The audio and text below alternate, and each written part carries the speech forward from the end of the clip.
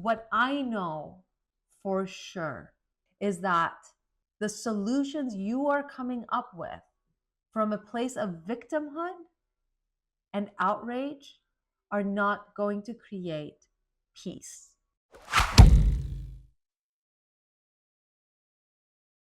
There are two elements that can be at the core of a story.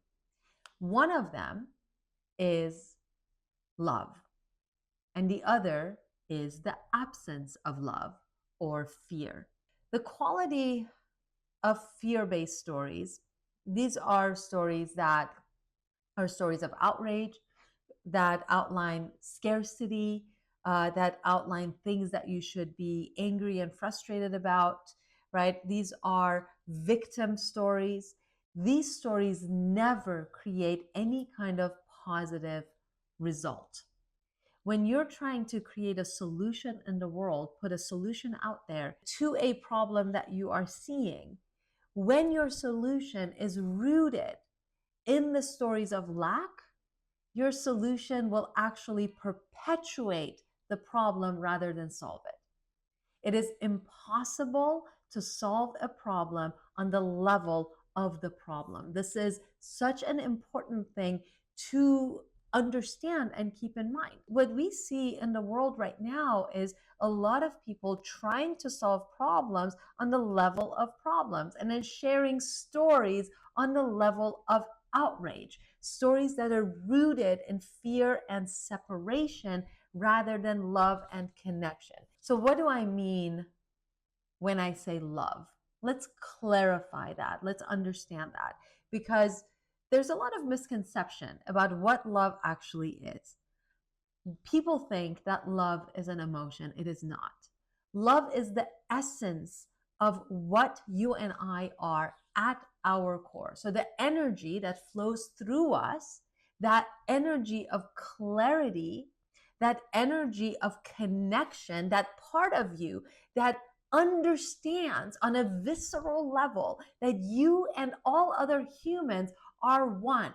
That part of you that goes out and watches the sunrise and feels bliss, feels connection. That part of you is the part of you that is an expression of love. So the energy that flows through you, that occupies you, that creates through you, is the energy of love. When you are disconnected from that energy, you experience fear. So the stories you're telling can either come from a place of connection and love, or from a place of separation and fear.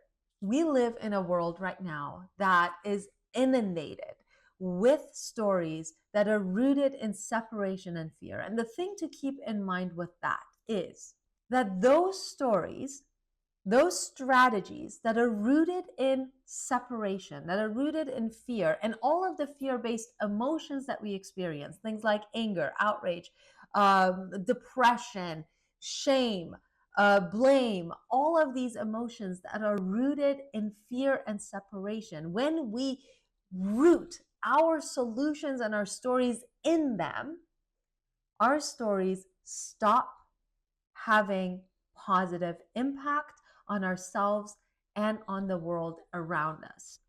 You cannot create positive change from a stance of being a victim. It is absolutely impossible. The way we create positive change in the world around us and within ourselves on an individual level and within our families on a micro level is by rooting our stories in emotions that are rooted in love. Emotions like gratitude, joy, bliss, hope, positive emotions that connect us rather than separate us. Now let's get a little granular with this. Let's say something really terrible happened to me as a child.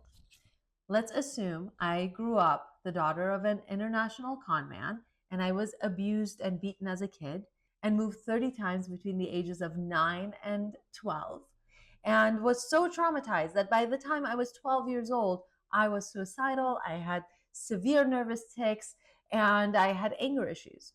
Now, this is a true story about my life. This is what I actually lived through.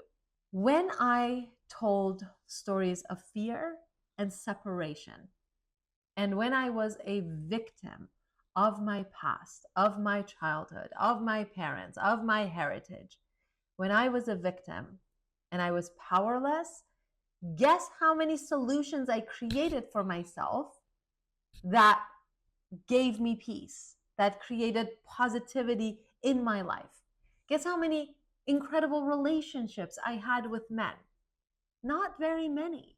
Because when we come from a place of outrage and then we make decisions from that place of outrage and pain and hurt, and then the stories we tell ourselves perpetuate our outrage and victimhood, we create more of the same in our lives.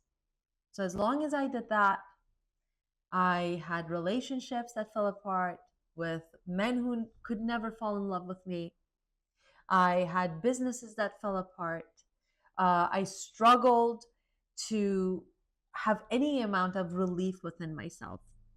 Now, what happened when I switched my thinking around and went from a victim to love, to a place of compassion, to a place of understanding, to a place of forgiveness, to a place of gratitude, when I started being grateful for what I had in my life, including my crazy past, right? So what happened when I started telling different stories, stories that were empowering rather than disempowering? If you guessed that I attained more inner peace, you were correct. Because that's exactly what happens. We have to take responsibility for our pain. I had to take responsibility for my pain and realize that I was creating my own suffering with the stories I was telling inside my mind. And if I wanted my suffering to change, I had to change the stories I was telling inside my mind. I had to tell stories that were rooted in love and empowerment and freedom rather than stories that were rooted in separation and blame and disempowerment. Right? So I was holding myself hostage inside my pain and my suffering as long as I was telling stories of fear and separation. Now, you might be looking at the world around us, which is filled with suffering, and you might come at me with, well, that's well and good, Ellie, but you can't do that with all of the suffering that's happening in the world. What I know for sure is that the solutions you are coming up with from a place of victimhood and outrage are not going to create peace. I know that 100% because it's impossible to go from outrage to peace, to create love out of the absence of love. It is impossible. So if you want to do a favor to yourself and to the world, you gotta find a way to tap into your way of thinking and switch it around from outrage to compassion, from fear to love. What does that look like? We know people in history who have done that, have changed the world. When Martin Luther King did that, when he did the switch from fear to love, he created an entire movement that changed the entire political climate of the United States. Historically, the people who are able to tap into compassion and love and find solutions from that place of connection, and then they're able to communicate that and tell those stories. Those stories spread like wildfire. Those stories penetrate people's souls and they amplify. So, my challenge for you today is whatever you care about, whether it's your family, whether it's you personally, your internal state of being, or whether it's the world, see if you can switch your thinking, change your mind from lack, from fear based to love based thinking, from fear based to love based storytelling, and then come up with stories and solutions that are rooted in love, that connect us rather than separate us. Because I guarantee you, when you do that, you will create solutions in the world that have lasting positive impact. You will actually create peace within yourself and outside of you, because world peace is attained through our own individual hearts. I will leave you with that today. Thank you for tuning in. Share this with someone who needs to hear this message. If you need help with telling your story, with writing your book, you can connect with me at meetwithellie.com. You can book yourself on my calendar. You can send me an email at info@ellieshoja.com. You can also connect with me on Instagram at braveellie. That's where I share daily messages of inspiration so that you can actually write that transformative book that you've always wanted to write. I love hearing from you, and I will see you next time. Bye-bye.